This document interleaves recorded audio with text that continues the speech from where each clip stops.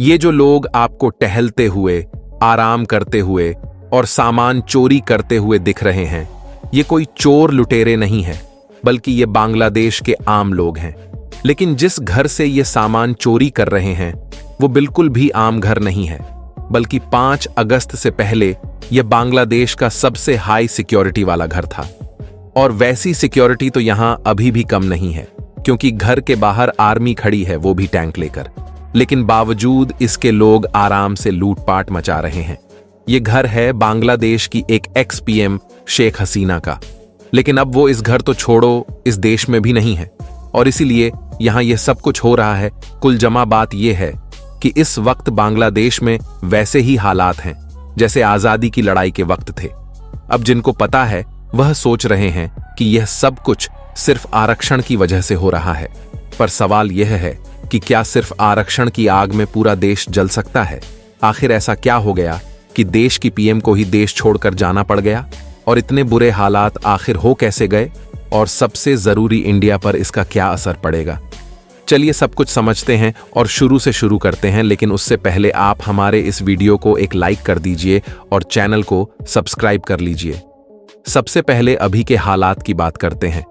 बांग्लादेश में पिछले 3 हफ्ते ऐसे गुजरे हैं जैसे वहां पर 1971 के बाद एक बार फिर से आजादी की जंग छिड़ गई हो। स्टूडेंट से लेकर विपक्षी नेता तक हर कोई सरकार के खिलाफ सड़कों पर आ गए थे। यह सब शुरू होता है रिजर्वेशन के खिलाफ, लेकिन फिर देखते देखते यह आंदोलन सरकार के खिलाफ हो गया और अब बांग्लादेश की पीएम शेख हसीना और उनकी बहन शेख रिहाना आर्मी हेलीकॉप्टर से अपना जलता हुआ देश छोड़कर भारत पहुंच चुकी है। और यहां से उनका प्लान दिल्ली होते हुए लंदन रवाना होने का था, लेकिन यूके ने उन्हें पॉलिटिकल असाइनमेंट देने से ही मना कर दिया। इधर स्टूडेंट और जनता सड़क पर उतर आई है। वह इसे अपने जीत के जश्न के तौर पर मना रहे हैं। लोगों के हाथों में बांग्लादेश का राष्ट्रीय झंडा है। जगह जगह दीवारों और सड़कों पर ट्रैफिकी बनाई जा रही है। स्टूडेंट के हाथ में पोस्टर और बैनर है। सड़कों पर लोग शेम ऑन शेख हसीना जैसे नारे लगा रहे हैं।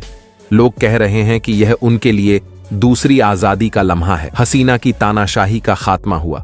ढाका से आने वाली तस्वीरों ने बांग्लादेश को झकझोर कर रख दिया था। और आज वह दिन है जब लोगों को लग रहा है कि उन्होंने फिर से खुद को आजाद कर लिया है। दोस्तों, बांग्लादेश में जो कुछ भी हो रहा है उससे भारत को एक बहुत बड़ा नुकसान हो रहा है और एक बहुत बुरी खबर है, क्योंकि जब से बांग्लादेश में प्रदर्शन हो रहा था तब से भारत की कई कंपनियां नुकसान उठा रही हैं। और भारत का जो बांग्लादेश के साथ बायलैटरल ट्रेड है वह धीरे धीरे कमजोर होना शुरू हो गया था। लेकिन इसका और भी ज्यादा बुरा इंपैक्ट भारत पर पड़ रहा है। बांग्लादेश के पीएम आवास में जबरदस्त दंगों के बीच हसीना शेख को हेलीकॉप्टर में बैठकर जल्द से जल्द भागना पड़ा। इस बीच अचानक पीएम आवास में 20 लाख से ज्यादा लोगों की भीड़ इकट्ठा हो गई थी। इसके बाद यह हेलीकॉप्टर त्रिपुरा के अगरतला में उतर गया और भारत के द्वारा इन्हें पूरी तरह से सुरक्षा दी जा रही है। आपको बता दें कि भारत बांग्लादेश में जो कुछ भी हो रहा है इसका निशाना शेख हसीना नहीं बल्कि भारत है, क्योंकि बांग्लादेश में ठीक वही हो रहा है जो पिछले साल श्रीलंका में हुआ था। लेकिन यह हालत श्रीलंका से भी ज्यादा बदतर होते जा रहे हैं। दरअसल हमने आपको पहले ही बताया कि बांग्लादेश में 3 देशों के द्वारा भारत के खिलाफ एक बहुत ही बड़ा षड्यंत्र चल रहा है और भारत को गिराने के लिए इन 3 देशों में सबसे ज्यादा अमेरिका है, उसके बाद चीन और पाकिस्तान है। यहां पर सबसे खतरनाक खेल अमेरिका ने खेला है, क्योंकि हमने देखा है कि पिछले कई महीनों से अमेरिका इस कोशिश में लगा हुआ है कि भारत से पीएम मोदी और बांग्लादेश से शेख हसीना को सत्ता से हटाना है। लेकिन दोनों ही जगह पर अमेरिका को नाकामी मिली। लेकिन फिर भी अमेरिका की खुफिया एजेंसी CIA ने भारत का पीछा नहीं छोड़ा और बांग्लादेश में शेख हसीना का तख्ता पलट करके भारत को बहुत बड़ा झटका दे दिया है। अगर आप इस रिपोर्ट को देखें तो बताया गया है कि अमेरिका बांग्लादेश के हिस्से में एक सैन्य बेस बनाना चाहता था ताकि वह उससे भारत पर नजर रख सके, क्योंकि जिस इलाके में अमेरिका ने मिलिट्री बेस बनाने की कोशिश की, इस इलाके में भारत के नॉर्थ ईस्ट राज्य हैं और यहीं पर बंगाल की खाड़ी भी मौजूद है। आपको बता दें कि भारत की जितनी भी पावरफुल मिसाइल होती है उनको बंगाल की खाड़ी में ही टेस्ट किया जाता है।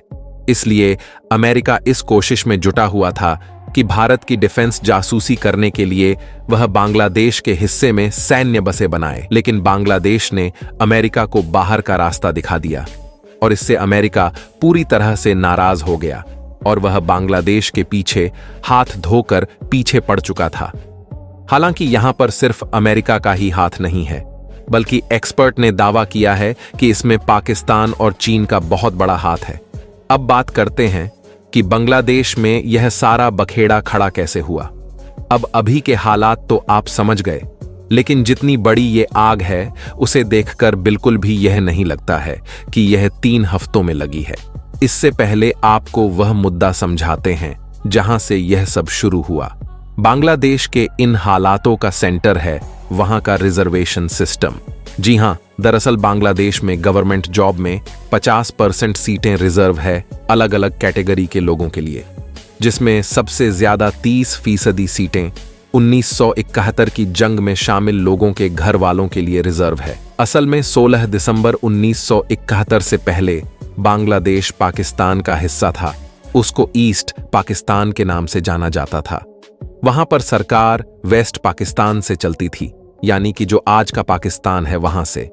उसके बाद 1950 के दशक में ईस्ट पाकिस्तान में भाषा आंदोलन शुरू हुआ। असल में पाकिस्तान सरकार उर्दू थोपना चाहती थी और यहां पर बांग्ला बोली जाती थी। इससे यहां के लोग नाराज थे, इसलिए उन्होंने इसका विरोध करना शुरू किया। अब सरकार ने विरोधियों की ताकत के दम पर कुचलना की कोशिश की, लेकिन प्रोटेस्ट बढ़ता चला गया। इन विरोध प्रोटेस्ट को आवामी लीड कर रही थी। फिर 1970 का साल आता है। पूरे पाकिस्तान में चुनाव हुआ। इसमें आवामी लीड को जीत मिली, लेकिन उनको सरकार की कमान नहीं दी गई, जिसके चलते पूर्वी पाकिस्तान में हिंसा बढ़ गई। जब दिसंबर 1971 में पाकिस्तान ने भारत पर हमला किया, तब सेना भी भेजी गई और आखिरकार 16 दिसंबर 1971 को पाकिस्तानी फौज ने ढाका में सिलेंडर कर दिया। इस तरह ईस्ट पाकिस्तान को आजादी तो मिली और इस नए मुल्क को बांग्लादेश के नाम से जाना गया।